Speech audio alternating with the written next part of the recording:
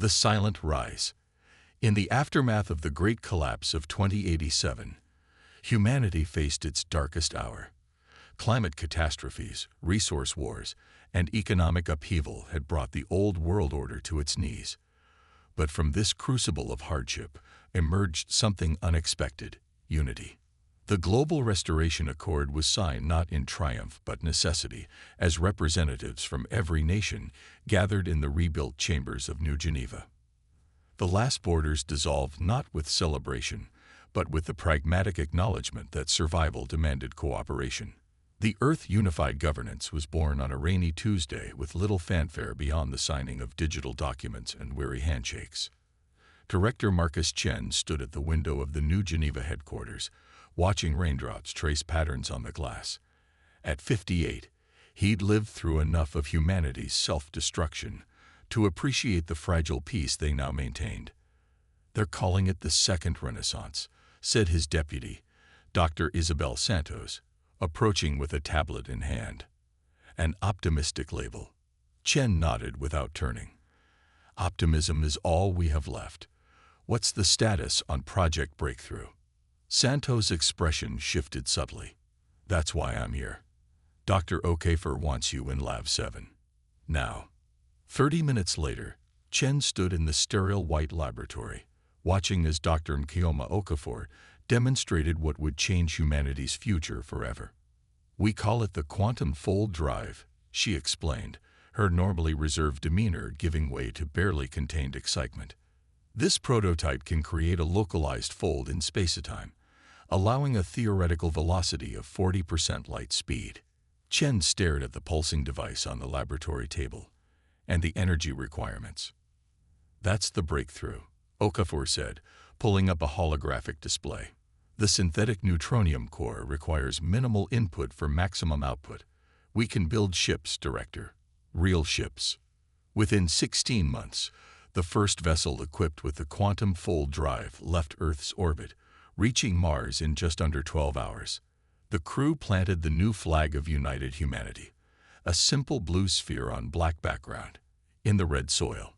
By 2095, the permanent colony on Mars housed 20,000 people. Europa followed 3 years later, then Titan.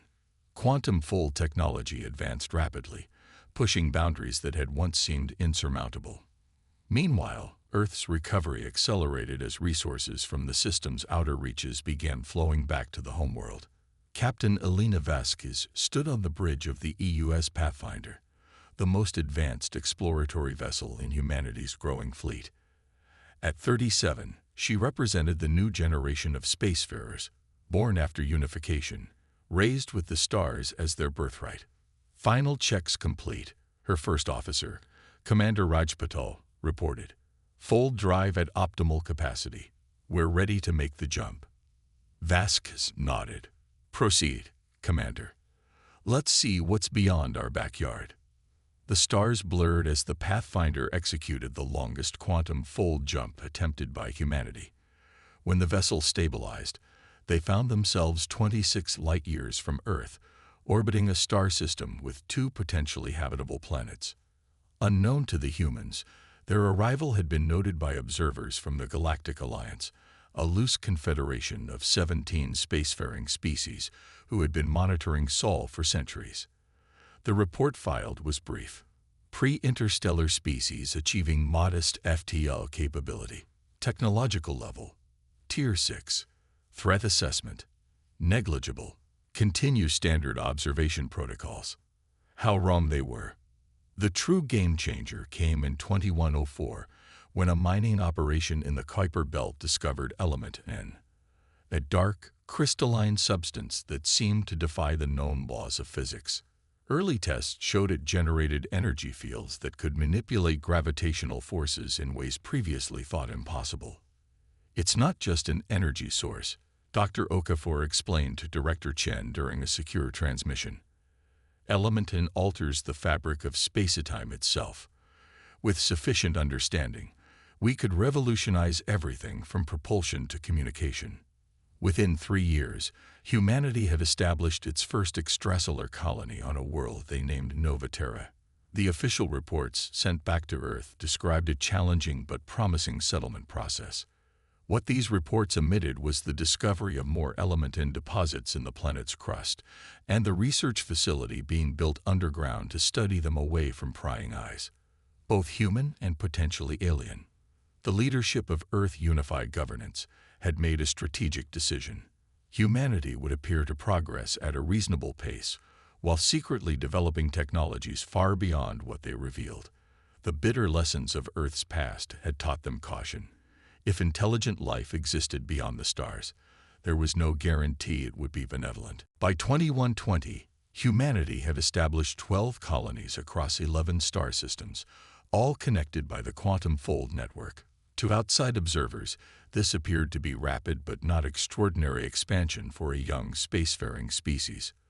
What remained hidden was that for every public colony, 2 more existed off the official records, connected by a secondary network of fold gates that operated on principles derived from element and research. The first confirmed contact with alien intelligence occurred in 2127. The trading vessel Myriad from the Cetani Merchant Guild encountered the human outpost on Proxima Centauri b. The Cetani, 6-limbed beings with translucent skin that revealed intricate circulatory systems beneath, were seasoned traders who had dealings with dozens of species across hundreds of worlds. Ambassador Rebecca Wong led the human diplomatic team, carefully following protocols established decades earlier for this inevitable moment. The Cetani were courteous but clearly operating from a position of assumed superiority. They had been traversing the stars for over 2,000 years and viewed humans as promising newcomers. "Your propulsion technology is quite impressive for such a young species," the Cetani representative commented during technical exchanges, though rather energy-intensive compared to standard gravitic drives. Wong smiled politely. "We're still learning. Perhaps in time, your people might share insights that could help us improve." What the Cetani didn't realize was that the primitive quantum fold drive they were being shown was already 2 generations behind what humanity was actually using. The element end drives powering humanity's secret fleet could cross the same distances in a fraction of the time with minimal energy expenditure. Following first contact, Earth Unified Governance established the Bureau of Extraterrestrial Affairs, publicly tasked with managing diplomatic relations. Privately, the Bureau operated the most extensive intelligence network in human history, gathering every scrap of information about the galactic community that could be obtained through trade, cultural exchange, and covert observation. Director Chen, now in his 90s, but still sharp thanks to life extension treatments derived from element and research, reviewed the latest intelligence briefing in his secure office beneath New Geneva. The Galactic Alliance comprises 17 primary species and 24 associate members, reported Admiral Helena Reyes, head of the newly formed Defense Fleet. Most have been spacefaring for at least a millennium. They maintain order through technological superiority and economic leverage. "And their assessment of us?" Chen asked. "They've classified Earth as a Tier 5 developing civilization, harmless, and potentially useful as a trading partner or client state. Their technological advantage is significant in some areas, but..." Rice hesitated. "But not as great as they believe," Chen finished. "How long until our capabilities match theirs? Based on current research trajectories, we'll achieve parity in propulsion and energy systems within 7 years. Communications and defensive systems were already ahead. Offensive capabilities." Rice consulted her tablet. "The Nexus program will be operational in 3 years." Chen nodded slowly. "And they suspect nothing. Our agents within the Cetani Guild report no concerns. The Alliance considers us an interesting curiosity, quick learners but ultimately harmless." "Let's keep it that way," Chen said, looking at the holographic display showing humanity's true territorial extent, nearly 40 star systems, with research outposts extending twice that distance. "We've learned from our history, Admiral. When Europeans arrived on distant shores, they did not come as equals but as conquerors. We will not be the indigenous peoples of this encounter." By 2150, Humanity's presence in the galaxy appeared modest but respectable. 23 officially acknowledged colonies spread across 18 star systems, with diplomatic relations established with the Cetani and 3 other minor species. Trade flowed, cultural exchanges took place, and humans began appearing on various worlds as tourists, merchants, and students. Behind this public face, the hidden empire grew. 87 star systems now fell under human influence, with 32 major colonies and dozens of military installations connected by the Element in-Gate network that allowed instantaneous travel regardless of distance. Research into Element and had yielded technologies that the Alliance civilizations couldn't match, including quantum entanglement communication systems that operated without detectable signals. Captain Zara Okoro of the stealth vessel Phantom monitored the proceedings from orbit as the first human delegation was invited to address the Lesser Council of the Galactic Alliance. At 42, she represented the first generation of humans, born in deep space, with no connection to Earth beyond ancestral heritage. "They're still treating our ambassador like a precocious child," she noted as she watched the live feed from her ship's observation deck, patting themselves on the back for being so generous to the newcomers. Her XO, Lieutenant Commander David Cho, nodded. Standard procedure, according to intelligence. They did the same with the Feridians and the Ta. Both species are now economic vassals of the Alliance core worlds. "Well," Okoro said with a thin smile, "they're in for a surprise when they realize what's really happening. How's our survey of the Alliance Defense Network proceeding?" "Complete for 3 sectors. The autonomous probes are gathering data on the rest as we speak. Their security is impressive, but designed to detect known technologies. Our quantum ghosts pass right through."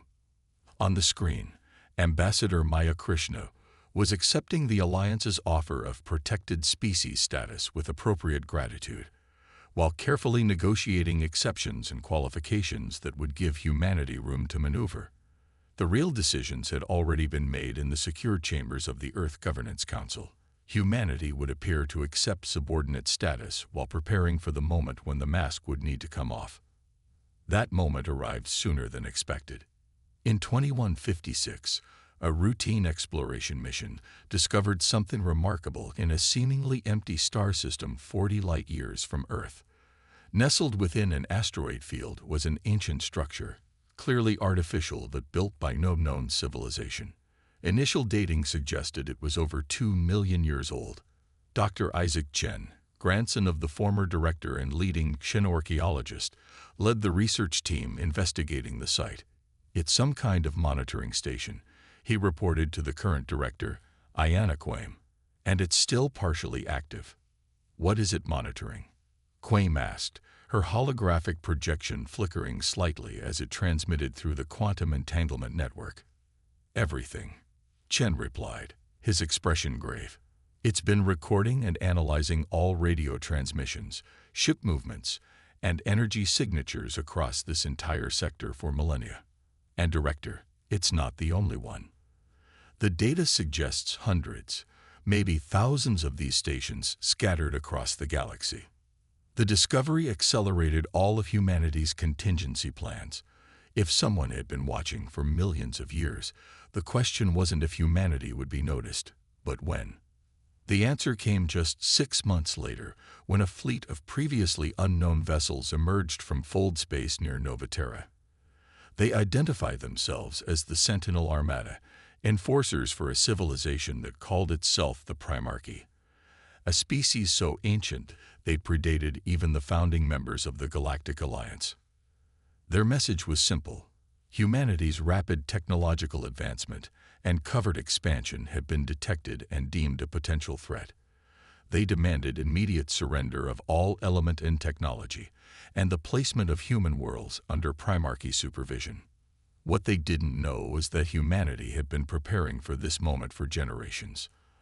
As the Sentinel Armada approached Novaterra, expecting token resistance at most, they had no idea they were flying into the unveiling of humanity's hidden empire. The Reckoning.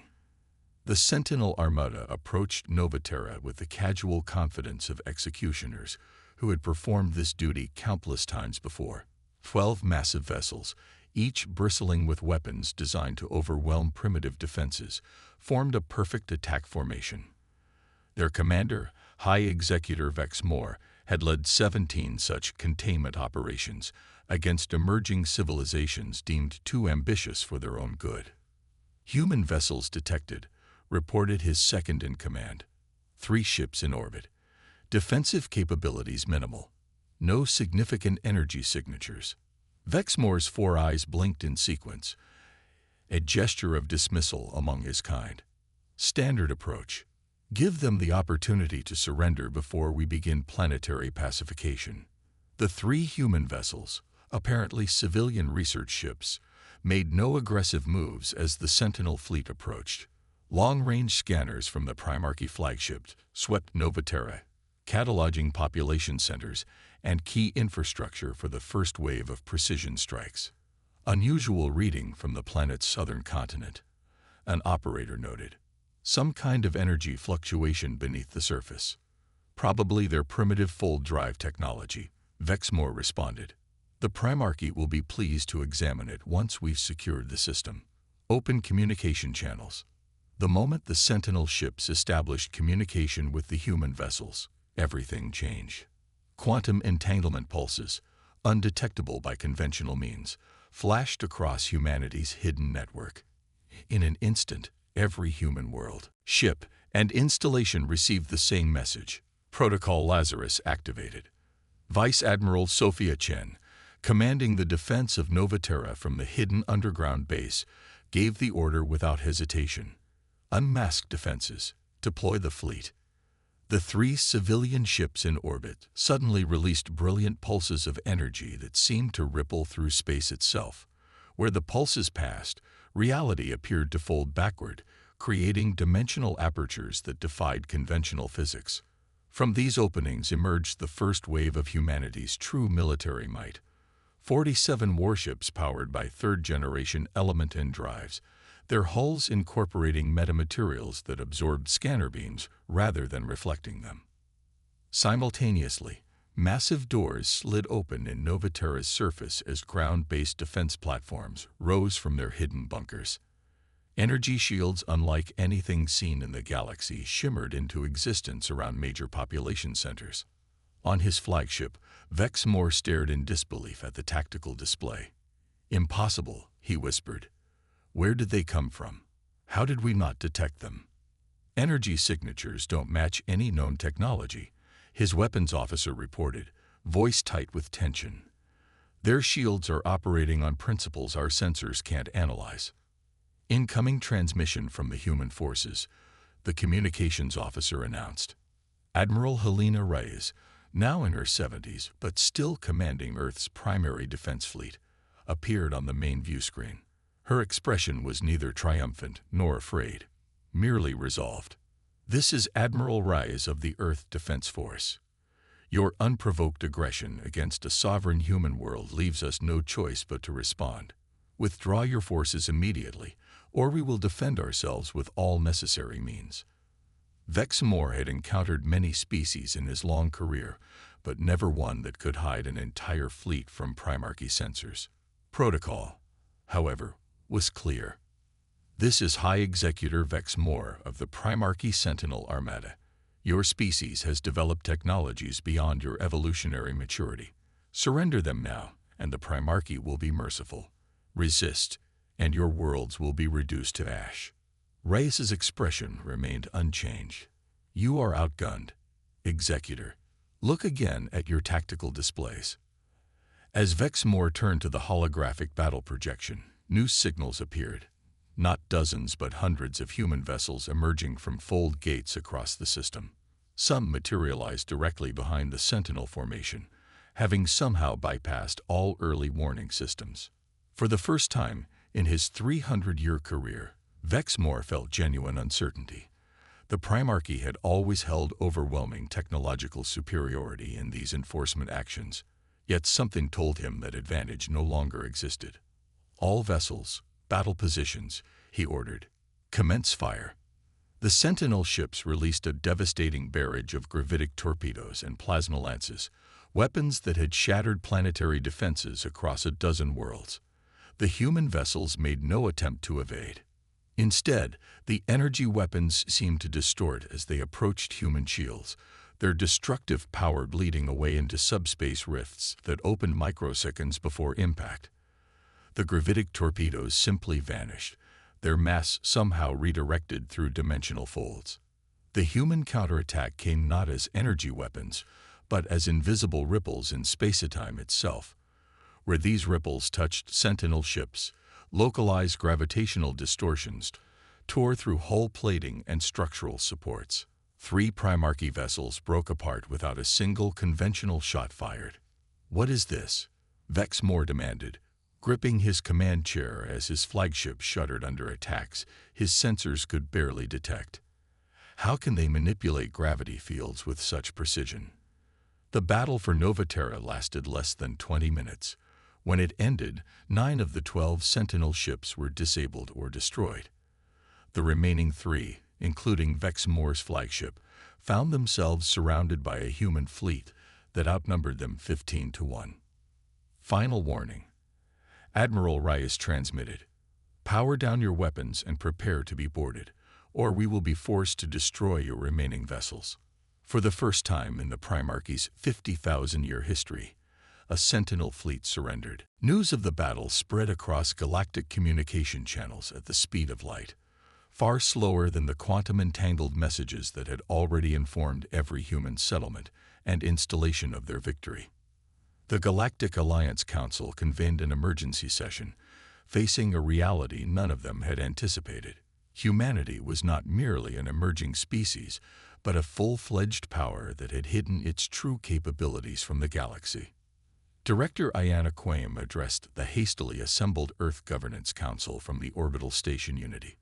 "The unveiling has begun. There can be no returning to secrecy now." Admiral Reyes, joining via quantum projection from Novaterra, nodded gravely. "The Primarchy has already dispatched a larger force. Alliance intelligence networks are in chaos as they discovered just how extensive our presence is. We should expect military responses from multiple factions." "Then we proceed as planned," Quaim said. "Operation Daybreak is now active. Ambassador Krishna will present our full territorial claims and technological capabilities to the Alliance Council." The Galactic Alliance headquarters on the neutral world of Concordia had never seen such turmoil. Emergency ships arrived hourly as representatives from 24 civilizations demanded explanations and strategic assessments. The humans had sent a small delegation led by Ambassador Maya Krishna, who waited calmly in the antechamber while panic swirled around her. Supreme Counselor Pelvash of the Oderi, one of the Alliance's founding species, finally called the chaotic session to order. "The representative of Earth will now address the Council." Krishna approached the central podium with measured steps. At 63, she carried herself with the quiet dignity that had served human diplomacy well for decades. Behind her calm exterior, however, lay the steel resolve that had characterized humanity since its unification. "Esteemed representatives of the Galactic Alliance," she began, her voice carrying through the chamber. "For nearly 30 years, humanity has participated in galactic affairs as what you deemed a minor, developing species. Today, that pretense ends." A holographic display activated above the chamber, showing the true extent of human territory, not 23 colonies, but 114 worlds across 92 star systems. Humanity has chosen to reveal its true capabilities not out of aggression, but in self-defense. The unprovoked attack by Primarchy forces has forced our hand. Shouts of disbelief and accusations of deception filled the chamber. Pelvash pounded his ceremonial staff for order. "How is this possible?" demanded the Satani representative. "Our surveillance networks would have detected such expansion." Krishna allowed herself a small smile. "Your technologies scan for what you expect to find. Humanity developed along different paths." She activated another holographic display, this one showing the principles behind element in technology. Not everything. Human leadership wasn't foolish enough to reveal all their advantages. but enough to demonstrate that humanity had achieved scientific breakthroughs beyond current alliance understanding. We come before you today, not as supplicants, but as equals, Krishna continued once the stunned murmurs subsided. Earth proposes a new framework for relations, one based on mutual respect rather than technological hierarchies or evolutionary age. The Galactic Alliance Council chamber remained in session for 7 consecutive days. Outside, across dozens of worlds, military vessels scrambled to defensive positions as ancient powers contemplated the ramifications of a galaxy where they were no longer unchallenged. The Primarchy launched a second, larger attack against human space 2 weeks later. This time, humanity was fully prepared. The battle lasted less than an hour, with Primarchy forces retreating after losing 37 vessels to element and weaponry that seemed to violate the fundamental laws of physics as the older races understood them. 4 months after the initial Novaterra incident, representatives from the Galactic Alliance, the Primarchy, and 3 other major powers met with the Earth Governance Council on neutral ground, a space station constructed specifically for this purpose at the galactic coordinates where human space intersected with Alliance territory. Director Quaim led the human delegation personally. "We have never sought conflict," she told the assembled representatives. "Humanity united after nearly destroying itself through warfare and environmental collapse. We understand better than most the cost of aggression." The Primarchy emissary, First Voice Kalar, responded with barely contained fury. "Your species concealed its true nature and expansion for decades. You developed technologies forbidden by treaties that have maintained peace for millennia. How can any civilization trust humanity now?" Quaim's response was measured but firm. "We concealed our capabilities because history taught us caution. When your Sentinel fleet arrived at Novaterra, it did not come to welcome us as equals, but to subjugate us as inferiors. Your actions validated our concerns." The negotiations continued for weeks, with accusations and threats gradually giving way to pragmatic acceptance of a new reality. Humanity would not be contained, nor would it surrender its technological advantages. The balance of power had shifted irrevocably. The Galactic Concordat, signed 1 year after the Battle of Novaterra, formally recognized humanity as a major power with full sovereignty over its claimed territories. In exchange, Earth agreed to share certain aspects of element and technology for peaceful purposes and participate in a new Security Council that would replace the Primarchy's self-appointed role as galactic enforcer. In the observation lounge of Unity Station, Director Quaim stood with Admiral Reyes and Ambassador Krishna, watching as representatives departed after the signing ceremony. "Do you think they'll honor it?" Reyes asked, watching a Primarchy shuttle departing. "They'll honor it because they must," Krishna replied. "They've run the calculations. War with humanity would be devastating for all sides now." Quaim turned from the viewport to study the holographic display showing human space, no longer hidden but acknowledged by all. "Our ancestors feared that when we met the stars, we would be the primitives encountering gods. Instead, we found that the universe is more complex than that simple narrative." "And now?" Reyes asked. "Now we have responsibility to match our power," Quaim said quietly. "Our ancestors nearly destroyed themselves fighting over resources and ideology on a single world. We cannot repeat those mistakes across hundreds." As the last diplomatic vessels departed, humanity stood at a crossroads. The hidden empire had emerged from the shadows to take its place among the ancient civilizations of the galaxy. Whether this emergence would lead to a new era of cooperation or ignite conflicts that would span star systems remained to be seen. What was certain was that humanity would never again be underestimated. The species that had united after nearly destroying itself had claimed its place among the stars not through conquest, but through caution, preparation, and the refusal to accept subordinate status in a universe filled with wonders and dangers beyond imagination. On Novaterra, in the rebuilt settlement that had withstood the first test of humanity's resolve, construction began on a monument.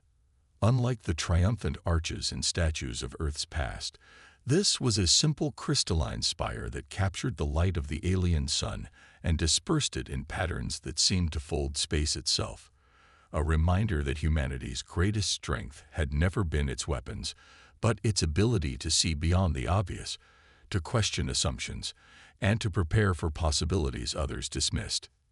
In the decades that followed, as human ships ventured further into unexplored regions and element and technology revolutionized everything from medicine to environmental restoration, the galaxy adjusted to a new equilibrium. Ancient powers learned to treat the newcomers with respect rather than condescension. Younger species looked to Earth as proof that age alone did not determine destiny.